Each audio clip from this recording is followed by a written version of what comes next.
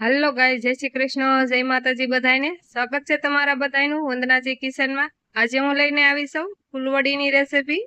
आ फूलवड़ी आपणी एवी सॉफ्ट अने मुलायम बनावशुं ने के नानाथी मोटा बधाने खूब ज पसंद आवशे आ फूलवड़ी। तो हालो आपणे फूलवड़ी बनाववानुं चालू करी दीए। तेना माटे आपणे आ रीतनुं एक बाउल लीधुं छे, एमां आपणे एक वाटकी तेल लीधुं छे। अहींया आपणे पोणी वाटकी तेल लीधुं छे। आ तेल आपणे बाउलमां एड करी देशुं। एज वाटकी भरीने आपणे अर्धी वाटकी दही लीधुं छे, ए पण आपणे बाउलमां एड करी देशुं। अहींया आपणे सूका मसाला एड करीशुं। तेना माटे आपणे आ रीतना आपणे तीखा अधकचरा वाटी अने एड करीशुं। एज रीतना आपणे अधकचरा वाटी अने धाણા एड करीशुं। अहींया आपणे 2 चमची धाણા एड करीशुं। आ रीतना 2 फाડા થઈ ગયા છે ને કોઈનો આપણે સરસ એવો ભૂકો પણ થઈ ગયો છે। અહીં આપણે 1.5 ચમચી વરિયાળી લીધી છે, એ એડ કરીશું। 2 ચમચી આપણે સફેદ તલ એડ કરીશું। સ્વાદ પ્રમાણે મીઠું એડ કરીશું। અડધી ચમચી આપણે હળદર એડ કરીશું। અડધી ચમચી આપણે હિંગ એડ કરીશું। 2 થી 3 ચમચી આપણે ચટણી એડ કરીશું। 1.5 ચમચી આપણે આમચૂર પાવડર એડ કરીશું।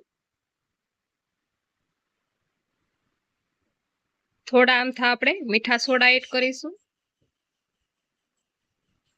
2 ચમચી આપણે દળેલી ખાંડ એડ કરીશું।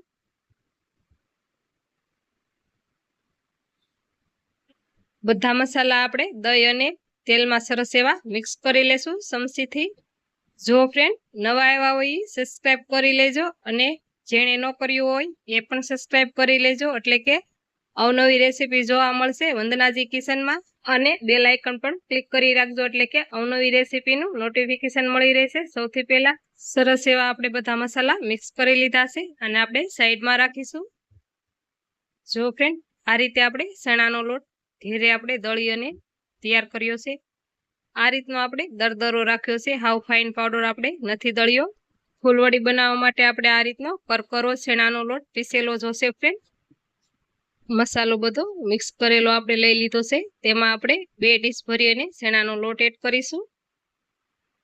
અહીંયા તમારે જરૂર મુજબ ચણાનો લોટ એડ કરતો જાઓ અને બધો સરસ એવો બાંધી લેવો।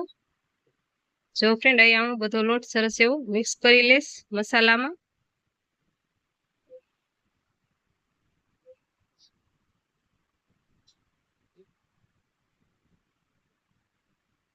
જો ફ્રેન્ડ અહીંયા મારે થોડી જરૂર પડી છે, એટલે ફરી આપણે બધો લોટ એડ કરી દેશું। અહીંયા મેં બધો લોટ એડ કરી દીધો છે, અને સરસ એવો આપણે ફરી બાંધી લેશું।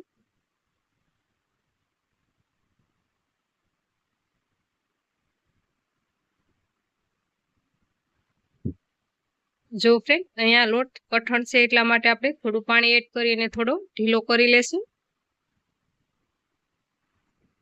જો ફ્રેન્ડ લોટ ઉપર ડિપેન્ડ હોય છે કે આમાં કેટલું પાણી જોશે અને કેટલું નહીં જોઈએ। જો ફ્રેન્ડ સરસ એવો આપણે ફરીથી આ રીતનો લોટ, અહીંયા આપણે કડક લોટ નથી બાંધવાનો, આ રીતનો આપણે ઢીલો લોટ બાંધવાનો છે ફ્રેન્ડ। અહીંયાથી આપણે બધો લોટ સાફ કરી લેશું, હાથમાં જે સોટીઓ હોય તે।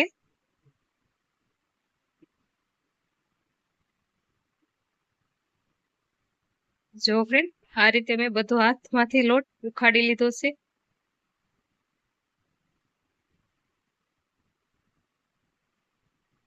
જો ફ્રેન્ડ લોટને આપણે ફરીથી સેટ કરી દેશું। થોડી વાર આપણે ઢાંકણ ઢાંકી અને અડધી કલાક સુધી આપણે આને રેસ્ટ આપીશું।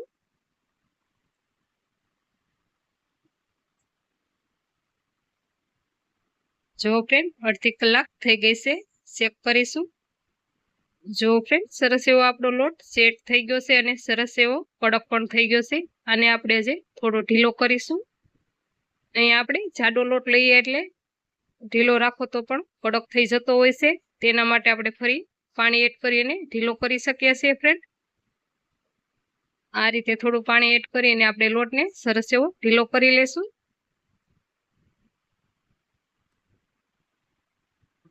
જો ફ્રેન્ડ પેલા આપણે જે રીતનો ઢીલો રાખ્યો હતો એ જ રીતનો આપણે ફરીવાર ઢીલો કરી લીધો છે।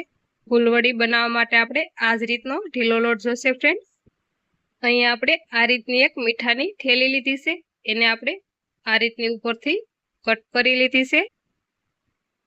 આ રીતની ફ્રેન્ડ તમે કોઈ પણ બેગ લઈ શકો છો. બેગ મુલાયમ અને કૂણી હોવી જોઈએ. જો ફ્રેન્ડ તેલ વાળે આપણે હાથ કરીને એક સરસ એવો લુઓ વાળી લેશું. મીડિયમ સાઈઝનો વાળશું એટલે સરસ એવો આપણે બે એકમાં એને ફોલ્ડ કરી શકીએ. જો ફ્રેન્ડ તમે જારામાં બનાવતા હોય તો આનાથી પણ તમારે લોટ ઢીલો રાખવો. ફ્રેન્ડ અહીંયા આપણે આ રીતે બેગનો યુઝ કરી રહ્યા છીએ એટલે આ રીતનો આપણે થોડો કડક લોટ રાખ્યો છે. ફ્રેન્ડ આ રીતે આપણે બેગને સેટ કરી લેશું. એક સાઈડના ખૂણામાં આપણે લોટને સેટ કરીશું. જો ફ્રેન્ડ આ રીતે આપણે એક ખૂણામાં જ લોટને સેટ કરવાનો છે. આ રીતે આપણે સરસ એવી બેગને સિકોડી લેશું અને એક ખૂણામાં પ્રેસ કરી લેશું બધો લોટ. જો ફ્રેન્ડ અહીંયા તમારી પાસે લબર હોય તો તમે લબરથી પણ સરસ એવું આ કોથળીને પેક કરી શકો છો. અહીંયા મારી પાસે આ રીતનો દોરો છે, એનાથી પણ હું સરસ એવો પેક કરીને તમને બતાવું છું. ફ્રેન્ડ જો ફ્રેન્ડ આ રીતે મેં લબરથી સરસ એવી આપણી બેગ તૈયાર કરી લીધી છે. અહીંયા આપણે કોથળીના પાછળના ભાગને પણ આપણે થોડો અમથો કટ કરી લેશું એટલે કે આપણે ફૂલવડી પાડતી વખતે નડે નહીં. જો ફ્રેન્ડ આ રીતે આપણે કાતર વડે કટ કરી લેશું. અહીંયા આપણે ફૂલવડી પાડવા માટે પણ આપણે સરસ એવું કાણું કરી લેશું. જે સાઈઝની તમારે ફૂલવડી પાડવી હોય એ સાઈઝનું તમારે કાણું કરી લેવું. જો ફ્રેન્ડ આ રીતે મેં મીડિયમ સાઈઝમાં કાણું કરી લીધું છે. ના જાજી આપણે જાડી પાડવાની છે અને ના આપણે જાજી પતલી પાડવાની છે, એટલા માટે આ રીતે આપણે શેક કરી લેશું.